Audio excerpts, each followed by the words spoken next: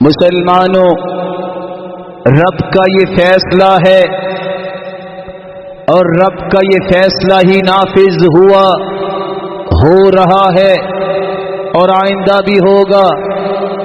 ان شانئک هو الابتر، اے میرے محبوب صلی اللہ علیہ وسلم، تیرا دشمن بے نسل ہوگا، اس کی کوئی قوت دنیا میں قائم نہیں ہو سکتی۔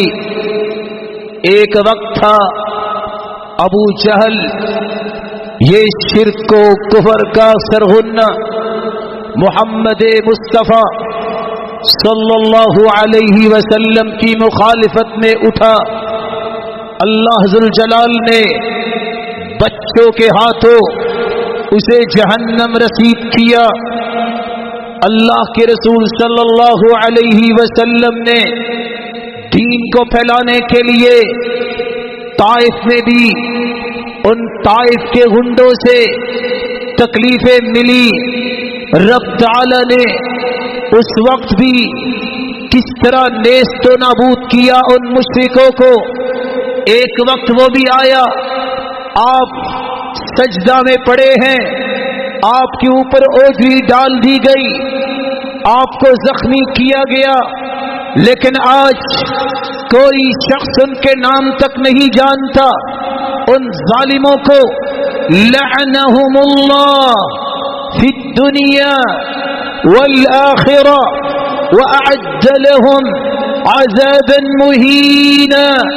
قرآن کہتا ہے والذین یؤذون اللہ ورسولہ، جو اللہ کو تکلیف دیتا ہے، جو اس کے رسول کو ایذا پہنچاتا ہے، فیصلہ کیا ہے؟ یہ لعنتی ہے، ملعون ہے، دنیا میں بھی آخرت میں بھی۔ وأعد لهم عذابا مہینا، اور ان کے لیے اللہ تعالی نے ذلیل کر دینے والا عذاب تیار کر رکھا ہے۔ مسلمانوں، آج اسلام پہ اعتراض کرنے والوں کی پلید زبانوں کی بات تو آپ نے سنی۔ ان کی زبانوں سے سن کر دشمن کافر کو بھی جرت ملتی ہے، کبھی وہ خاکے بناتا ہے، کبھی وہ خاکوں کا مقابلہ کروانے کا اعلان کرتا ہے۔ ایک مسلمان ہونے کے ناطے سے ہمیں کیا کرنا ہے؟ ہمیں دین اسلام کی روشنی میں اپنی زندگی کے امور کو نپٹانا ہے۔ 5 کام کیجئے۔ سب سے پہلی ذمہ داری، جب کائنات کی سب سے اعلیٰ ہستی پر زبان کھولی جائے، جب کائنات کی سب سے عارفہ اسما ہستی کے بارے میں اس طرح تکلیف والے معاملات سامنے آئے، تو اس کے تذکروں کو عام کرو، اللہ کے پیارے پیغمبر کی تعریفیں زیادہ کرو، سیرت کی کتابیں پڑھو، سیرت کی کتابیں پرنٹ کرواؤ۔ لوگوں کے اندر یہ آگہی ہونی چاہیے، یہ آشنائی ہونی چاہیے، وہ کون سی ہستی ہے جس کے بارے میں پلید زبانیں جرت کر رہی ہے۔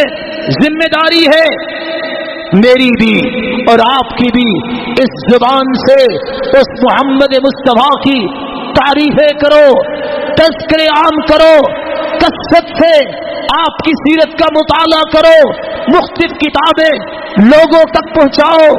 دوسری بات، رسول اللہ صلی اللہ علیہ وسلم سے محبت ہے تو ان کا جواب کیسے دیا جائے؟ دوسرا جواب یہ ہے، اس وقت مشرک کہتے تھے مذمما، یہ تو مذمت کیا گیا ہے۔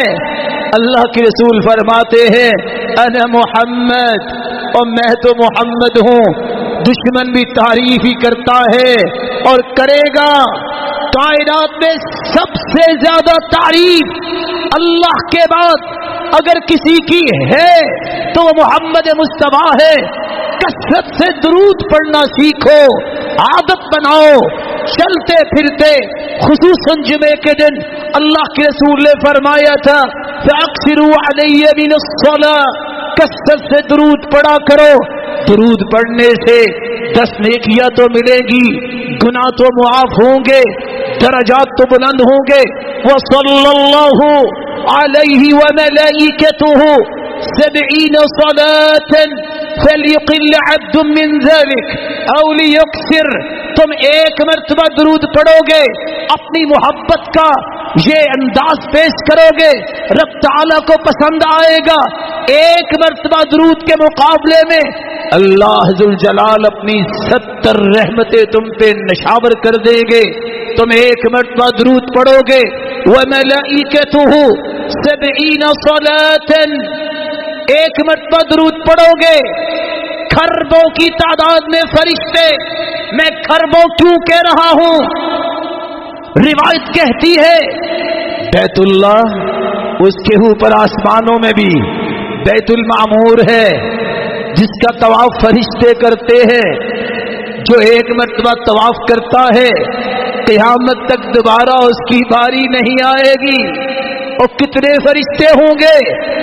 ملائکتوں، اللہ کے کھربوں فرشتے ایک مرتبہ درود پڑھنے کے نتیجے میں تمہارے لیے برکت، بخشش، مغفرت کی دعائیں کریں گے.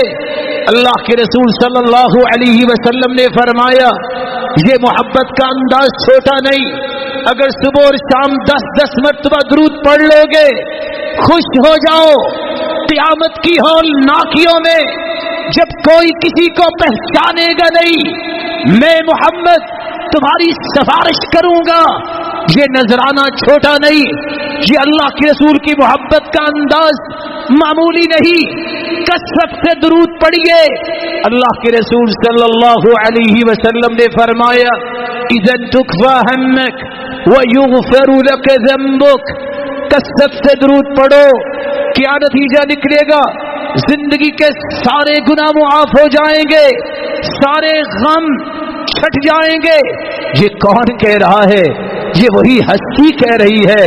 فداہ ابی و امی وکل ما یملک نفسی، جس پہ میرے ماں باپ قربان ہو جائیں، جو کچھ میری ملکیت میں ہے قربان ہو.